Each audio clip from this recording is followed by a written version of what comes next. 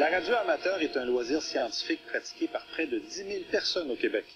Une des activités préférées de quelques-uns de ces passionnés de communication consiste à larguer dans l'atmosphère des ballons auxquels ils accrochent des antennes de télécommunication, des appareils de mesure ou, pourquoi pas, une caméra.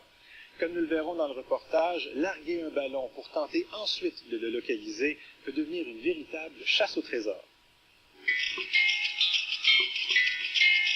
Le BRAC, pour Ballon Radio Amateur Québec, c'est un groupe de personnes de radio-amateurs dont le loisir principal consiste à lancer des ballons équipés de GPS, transpondeurs radio, balises radio, et qu'on s'amuse à poursuivre et à essayer de récupérer par la suite. Alors aujourd'hui, le but, c'est de lancer un ballon et on attache à ce ballon-là une charge d'équipement technologique.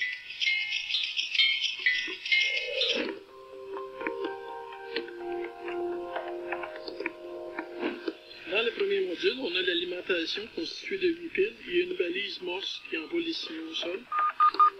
Alors, la balise morse transmet un signal radio qu'on va pouvoir recevoir avec nos antennes directionnelles et nos radios, et ça va nous permettre d'identifier l'endroit où se trouve la charge utile, le ballon, une fois qu'il est revenu au sol. Le code morse est une façon de transmettre, de communiquer que les radioamateurs utilisent et qui est compris par tous les radioamateurs à travers la planète. Le deuxième module, ici, on a des GPS reliés aux radios qui, lui, va envoyer la position continuellement au sol. On ajoute aux deux premiers modules un troisième module qui est une caméra avec son contrôleur. Cet appareil-là va prendre des photos à peu près toutes les 10 secondes de ce qu'elle voit. On relie le parachute à la charge qui, lors de la séparation, va le tirer en dehors de son enveloppe. Alors, le ballon est gonflé à l'hélium. Le ballon va monter possiblement jusqu'à 70 000 pieds et il va nous transmettre sa position grâce au GPS et aux radios qui sont à bord.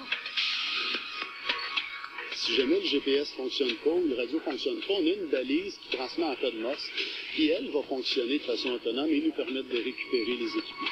5, 4, 3, 2, 1, c'est parti! Et il est parti! Là, je le vois. Je le vois, je l'ai en visuel.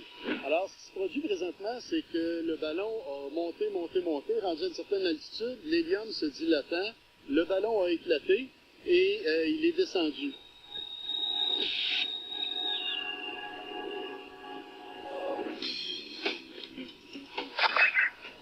Il est dans le bois, ça, c'est pas mal dur. Il est dans la droite et très près.